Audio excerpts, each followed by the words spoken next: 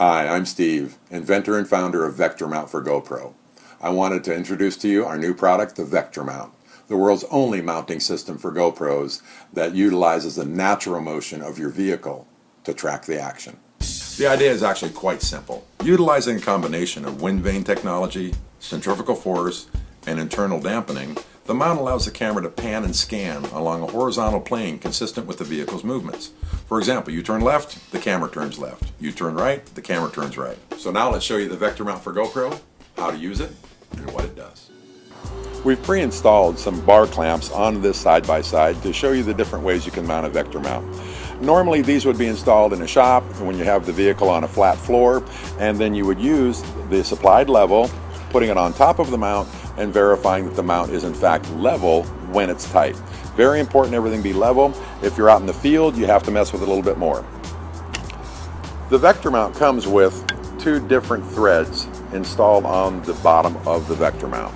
The external thread is a 1/2-20 thread. That is the standard thread for an off-road whip. Very standard, very available. The internal thread is a camera mount thread. It is a 1/4-20 thread. These are both readily available clamps and very standard. To install the VectorMount, just simply thread it down and keep threading until it bumps to the bottom. And at that point, tighten the nut, move the camera into place, and you're ready to go. Now we're going to go to the 1/4-20 camera mount. Same procedure, screw it on, tighten the nut, and there's your installation. Another way you can install the VectorMount is by inverting the mounting shaft, turning it upside down, and hanging the mount from the top of the vehicle. Mounts like this that are readily available are probably the best way to mount a VectorMount to your car because you can clamp pretty much any size tubing you like. There's a tremendous versatility available. You can put them in many different places. They're not particularly expensive and they are very rigid. It's very important for a VectorMount and it's very important for any camera mount. An alternative method of mounting the VectorMount is with the suction cup tri-base. By installing it on the bottom of the VectorMount, by spinning it on, and then tightening with the included wrenches, you have now made the attachment. This then can be put on any smooth surface, a roof, a hood, something like that. But before that, you want to make sure that you get a very good installation. To do that, you want to use a clean rag and some water.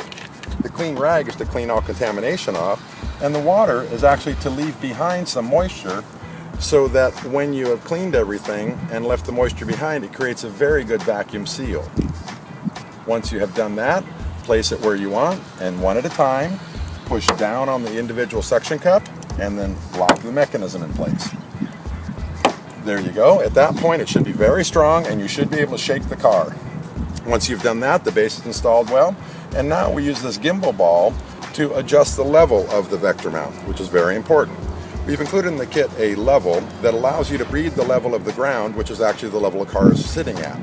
You duplicate the reading you get from the ground on the VectorMount level when you put it in place, and you actually move the VectorMount to duplicate that reading. Once you've achieved that, you tighten the bolts with the included wrench, and then to verify it is tight, you take the level off and wiggle the mount quite well. If it's nice and sturdy, you've done perfectly.